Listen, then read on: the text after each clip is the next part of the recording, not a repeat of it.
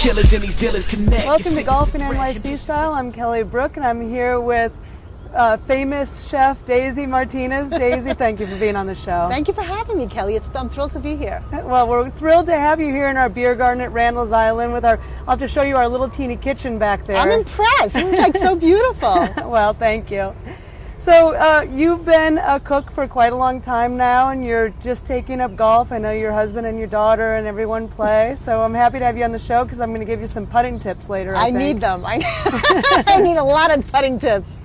I never, I've dabbled a little bit. I never got bit by the bug. And everybody else in my home, my sons are great golfers.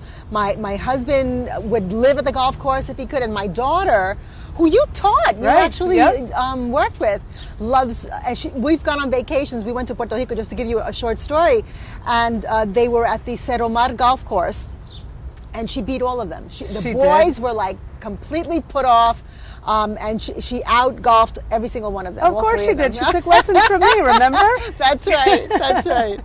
Well, you don't have a lot of time to play golf. Golf takes a lot of time, and you came to cooking a little later in life, and this has really consumed your whole life in the last 10, 15 years. Yeah, it's really funny, Kelley. I've cooked all of my life, but professionally since 1999. When I went to and I did this at a point in my life. I just turned 40, and I had 4 children. Which of course are my pride and joy, and the primary force in my life. But I've always loved to cook. I've always loved to entertain. I come from a family of women that were incredible in the kitchen, and cooking. Puerto Rican, right? My grandparents, my parents are Puerto Rican, and the wonderful thing about about it is that when you do what you love, you don't work a day in your life. Absolutely. You do it with joy, with pleasure, with passion.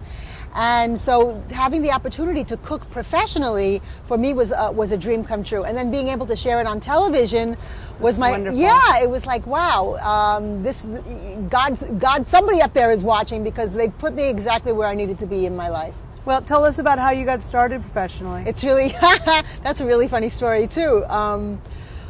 2 weeks out of graduating the French Culinary Institute here in New York City. You went there not on your own, but your husband gave you a gift certificate. It was my birthday, my 40th birthday, and so he gave me a surprise birthday present. But 2 weeks after graduating from the FCI, I got my first job in the industry through Chris Styler, who was the culinary producer for Lydia Bastianich's show on PBS called Lydia's Italian American Table. And so I was one of Lydia's kitchen ninjas, her assistants, working for the show. And we were one day at lunch, because everybody sits down for a family meal between in the middle of the day. We were sitting there, and the executive producer of her show said to me, just in conversation, so what kind of food do you like to do? And I was like, well, I make all kinds of food. I just graduated from the French Culinary Institute, and I cook lots of Italian food. My husband's Italian. But if you're asking me what I turn to for comfort, when I need a hug from my mom, it's Latin food. And he was like, really? Mm-hmm. How would you feel about doing a show on that? That's and I was amazing. like, yeah. I mean, it was like, hallelujah, it's like everything I had done up until that point had led me to that moment, and it was like one of those real affirmation moments. Like, I am definitely right where I have to be at this point in my life. Well, you were perfect for it. I mean, you were a little bit of an actress. You were in commercials. You were in Carlito's Way, Scent of a Woman. Scent of a Woman. Yeah, I did a lot of extra spots, but I did a lot of commercial work as well in English and in Spanish, because I'm bilingual. Yeah, so I had a lot of fun with that. That had been an aspect in my life, and then I settled down to raise my family, my 4 wonderful children, and then with the cooking thing, it just brought me exactly where I need. It was like one of those moments when you get a little tap on the shoulder, and God saying, you're doing good. You're doing. All you're the stars listening. aligned. Yeah, but it's amazing. You went from being basically a homemaker raising your kids to gain a gift certificate for the French Culinary Institute. You won first place in your final. I did. A couple weeks later, you practically a couple weeks later. I know it was longer than that. You had you were on a TV show, then you were on the Food Network and PBS, and the whole thing. It's just your whole world exploded so quickly. It really did happen in a very, very, very short amount of time. Kelley, I live my life. I try to put out what I want to get back. Just try to live your life like that. Those are the lessons I try to teach my children. One of my favorite sayings is, you get away with nothing. Nothing, there's no free lunches in this life. Everything you put out there, you get back at some point or another. And, I just try to put out positive stuff so that it comes back. And thank you. Thank you. I ran into, at one point, I did an event for the New York Times Weekend Magazine. And I did a panel for them called How We Eat. And one of the people that was on the panel with me was Rachel Ray. Okay. And Rachel and I had such great chemistry together that we became friends as a result of this.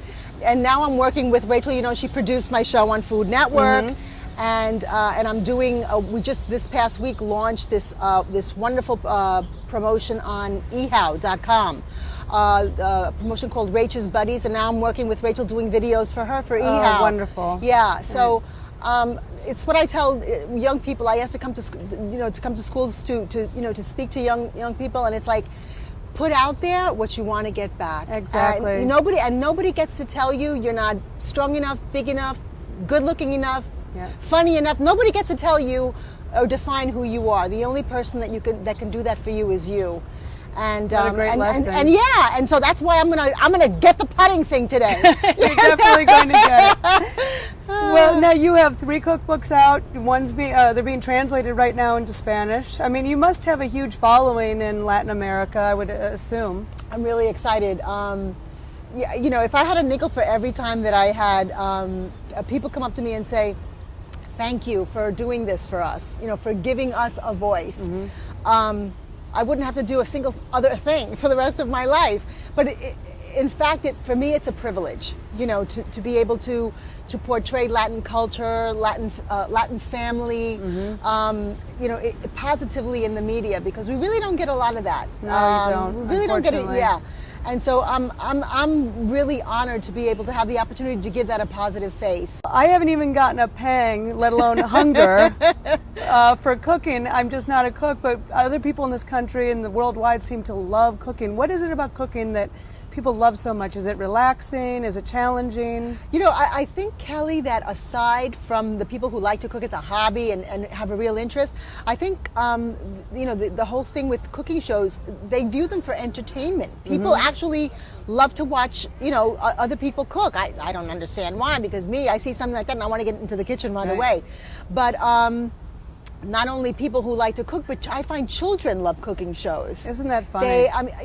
When I would do events, I would find that a lot of the people in the audience were children, not just because. Interesting. And the parents would say, they actually asked me, "Oh, it's time, it's time for Daisy's show, put it on."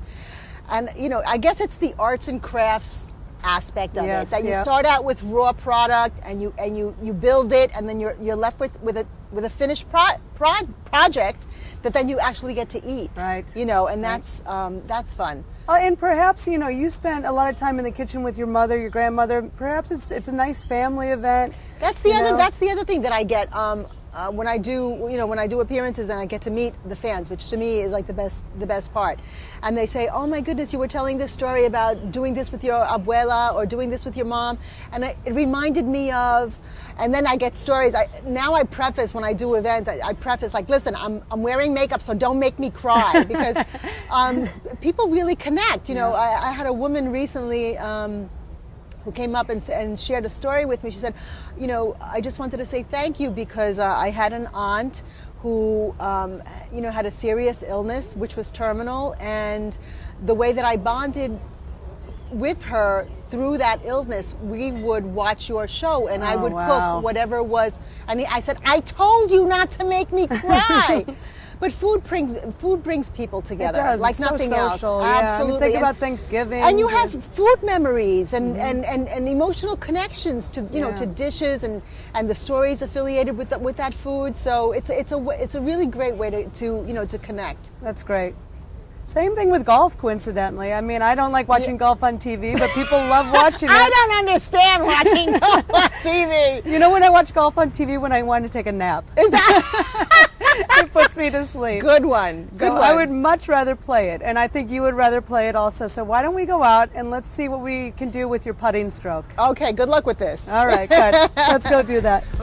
And I got to say peace to all my family living out in Rockaway Beach. A story of the flushing, every day fresh and so clean. We represent Queens, nah man. Coast outside, murder America, the linen from the sinning to the women. Every day you know we winning. Go Paisley, get a home with the best rap. 40p, shorty sees how it beats we deep. And I gotta say peace. Okay, so Daisy, here we are on the putting green, and I'm going to teach you some basic putting, but then I'm going to get into, for the intermediate players, I'm going to get into a few intermediate things also. All right, be gentle with me. All right, so the first thing when we putt is that we want your hands on the putter on the sides. A lot of people will use a basic golf grip. We don't want that because that will encourage your hands to roll.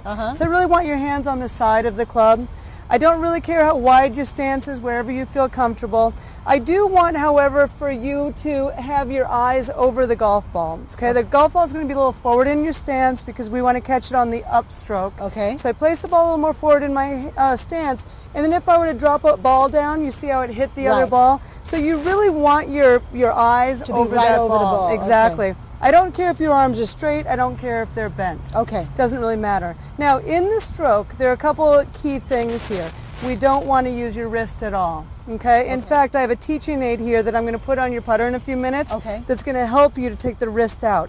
When we set up, we create angles. I created an angle here, Okay. an angle here, an angle here. I created angles everywhere, and I want to maintain those angles because this is really simply just a shoulder and an arm stroke. Okay. There's no body movement, there's no hip movement, just arms and shoulders. Okay. I don't even move my eyes. In fact, when I set the ball up, I'll turn the ball so I'm looking at, this ball, for example, says tour on the top. I'll set it up so I'm looking at the word tour. Okay. And I'll pick out, let's say, the O in tour, and I won't take my eyes off of that O. Because even if my eyes are moving, my body might start moving. Really? Okay. Okay, so let's give you that basic stroke.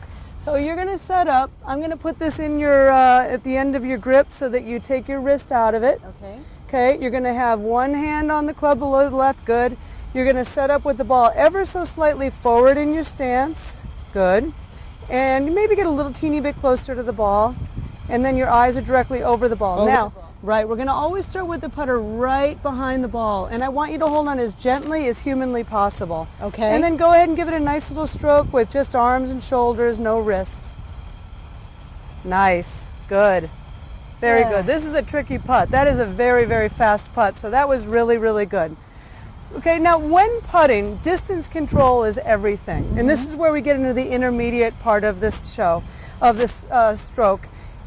Most people three putt, meaning when you get to the green, you want to put the ball in the hole in one or two strokes. But most people three putt, not because they hit the ball so far offline, but because they either hit it too far or too short. Okay. Okay, so what I could tell you is, and this is not an exact science, but for every foot of a putt you have, I want you to take that putter back 1 inch. Okay, so I'm sure that you've been on the course with your family and you're 2 feet from the hole and you're standing here taking that putter back 12 inches and then decelerating in. Or worse yet, accelerating, the ball goes too far. Right. So for every foot of a putt you have, you take the putter back 1 inch. So I'm 2 feet here. So what I'm going to do is take that putter back about 2 inches and through about 2 inches. Okay, wow, that popped right out and popped back in. Okay, so come on up here and let's just get comfortable with a 2-foot putt. Okay, so you're going to set up with your hands on the sides of the club, right? The ball is going to be a little more towards your front foot.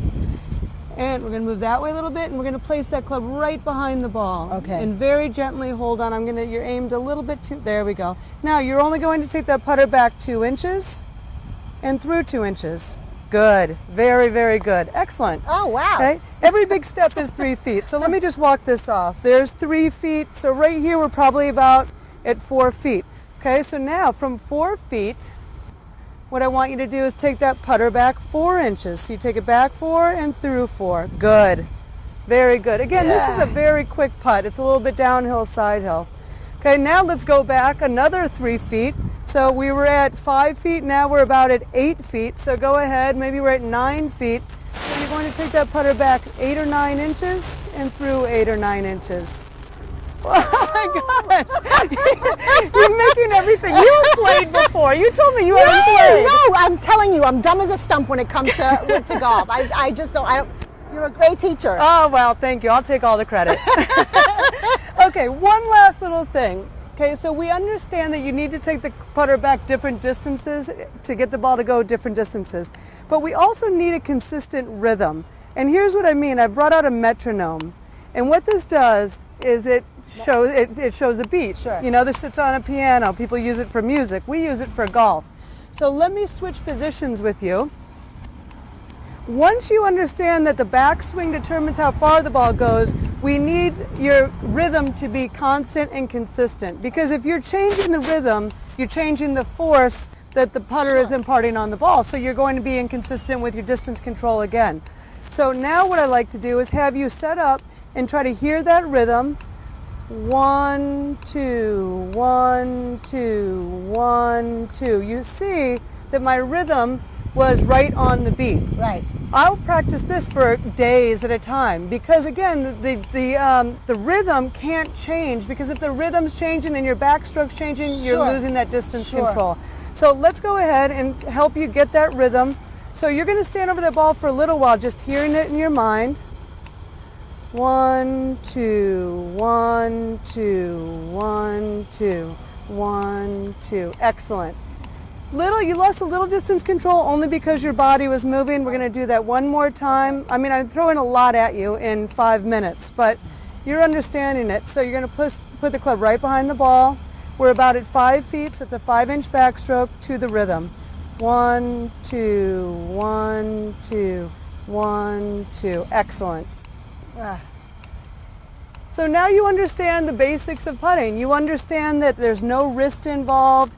It's all arms and shoulders. There's no body involved. You understand that the rhythm has to be consistent. You can't be changing your rhythm because your distance control will change. And it's supposed to be 1, 2, 1, 2. And once you get that rhythm down, then what you do is you start practicing different distances. Okay. And again, as a general rule, it's not an exact science. We said for every foot of a putt you have, It's an inch take it back back. 1 inch through 1 inch. Okay. All right, very good. I can do this. You can do this. Thanks so much, Thank Daisy. you. Thank you. I'm a golfer.